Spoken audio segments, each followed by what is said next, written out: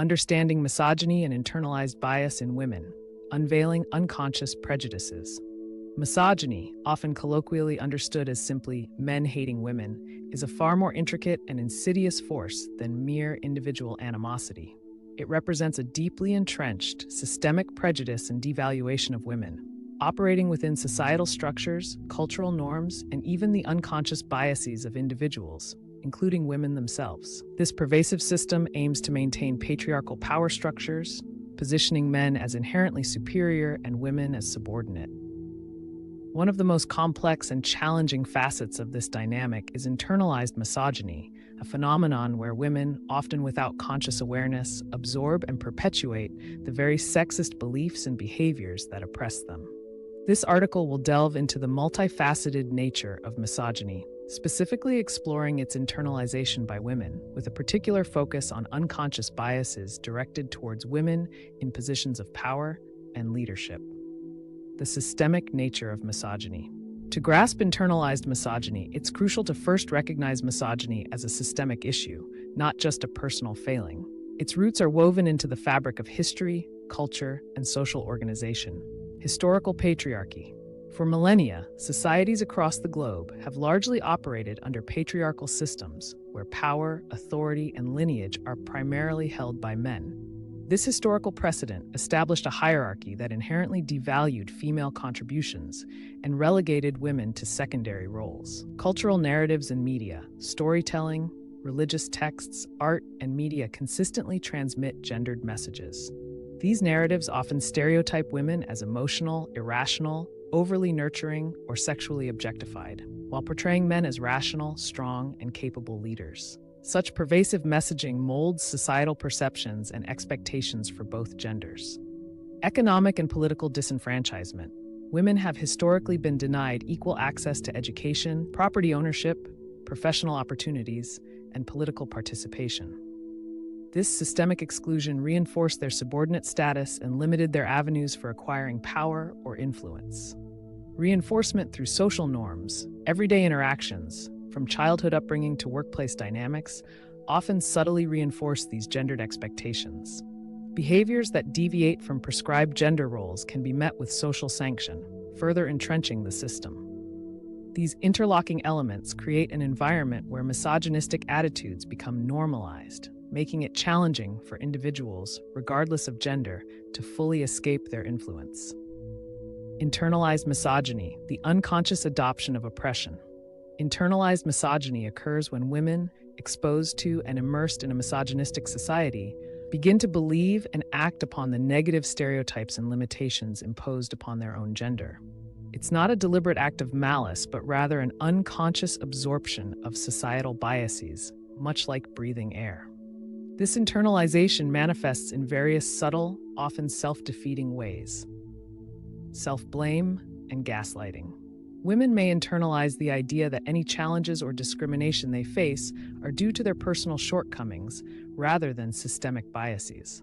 For instance, a woman struggling to advance in a male-dominated field might believe she's not assertive enough, rather than identifying gender-based barriers or unconscious bias in hiring promotion.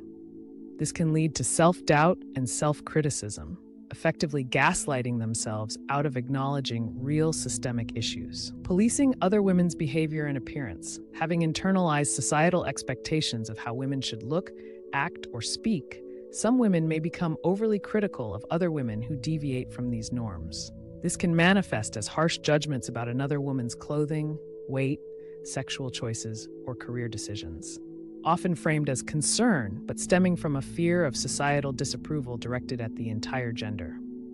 Conforming to limiting gender roles. Despite expressing desires for equality, women might unknowingly reinforce traditional gender roles within their own lives or relationships. This could involve an unconscious prioritization of domestic duties over career advancement, or a belief that a woman's primary value lies in her attractiveness or ability to nurture.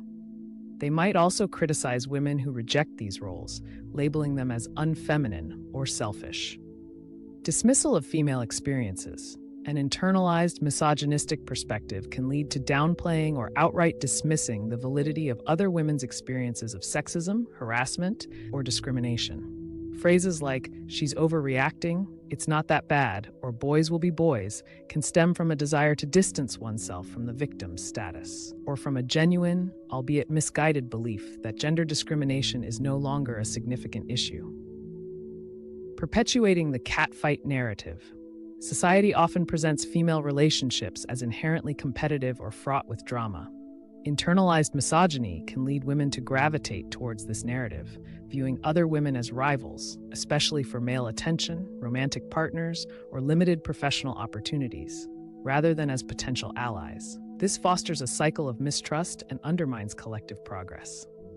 Seeking male validation. Having grown up in a society that often prioritizes male opinions and perspectives, some women may unconsciously seek validation primarily from men. This can lead to prioritizing male friendships or professional relationships over female ones, or valuing male compliments more highly, inadvertently reinforcing the idea that male approval is the ultimate measure of worth. The unconscious bias. Women against women in power. The most potent and often overlooked manifestation of internalized misogyny lies in the unconscious bias many women harbor against other women, particularly those who break barriers and ascend to positions of power and leadership. This isn't usually born of overt hatred, but rather a complex interplay of learned behaviors, systemic conditioning, and psychological defense mechanisms. The scarcity model and competitive dynamics. For centuries, positions of power, influence, and high status were almost exclusively male domains. When a woman did achieve such a position, she was often seen as a rare exception, a token. This historical scarcity fostered a competitive mindset among women, where opportunities were perceived as finite.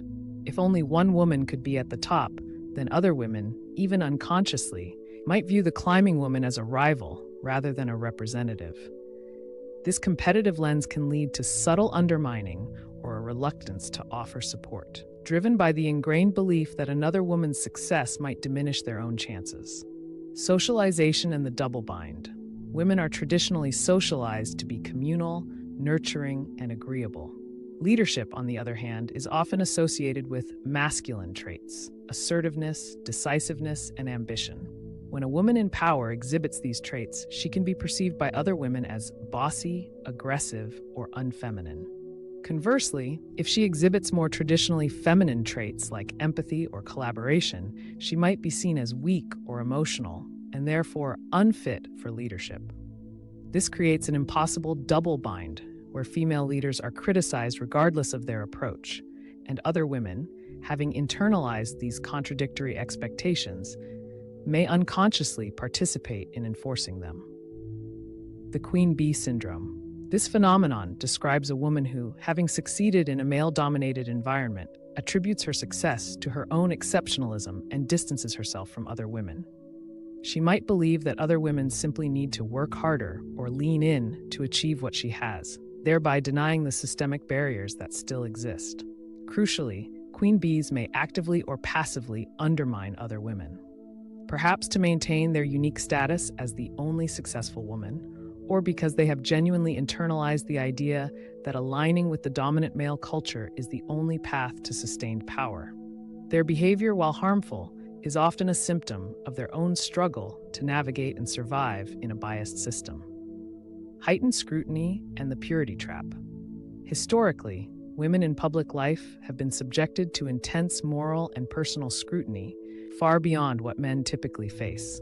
This extends to women in leadership. Other women, having internalized this societal expectation, may unwittingly become part of this scrutiny. A female leader's perceived flaws, whether in her appearance, personal life, or professional decisions, can be magnified and judged more harshly by other women.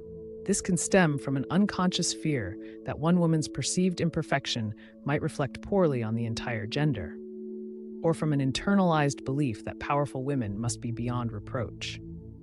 Internalized patriarchal narratives of female incompetence. Decades of media and societal messaging have subtly, and sometimes overtly, suggested that women are less capable, less rational, or too emotional for leadership roles. Even when women consciously reject these ideas, these narratives can reside in the subconscious.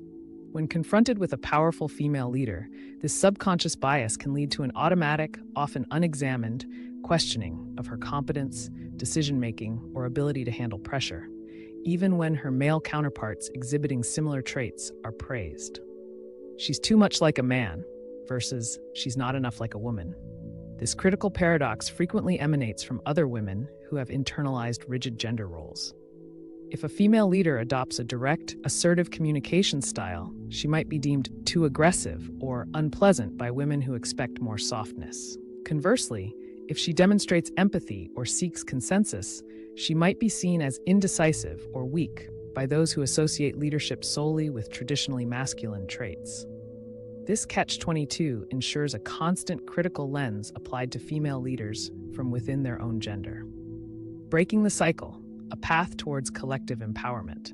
Dismantling internalized misogyny, particularly as it pertains to women in power, requires deliberate effort and conscious deprogramming. This is not about shaming women for unconscious biases, but empowering them to recognize and resist these learned patterns. Conscious self-reflection. Women must engage in honest introspection about their automatic reactions and judgments towards other women, especially those in leadership. Asking, "Why do I feel this way?" or "Would I judge a man for the same behavior?" can illuminate unconscious biases. Education and awareness. Open dialogue about internalized misogyny and its historical roots is crucial. Understanding that these biases are learned, not inherent, helps depersonalize the issue and encourages collective action. Cultivating solidarity and allyship, actively fostering supportive relationships among women in all spheres. This means consciously choosing to celebrate, uplift, and advocate for other women's successes, recognizing that collective advancement benefits everyone. Instead of competition, focus on collaboration. Challenging societal narratives. Actively question and push back against media portrayals, jokes, or everyday comments that perpetuate harmful stereotypes about female leaders or pit women against each other. Mentorship and sponsorship. Women who have achieved positions of power have a critical responsibility to actively mentor, sponsor, and create pathways for other women to follow. This directly counteracts the queen bee syndrome and builds a stronger pipeline of female leadership.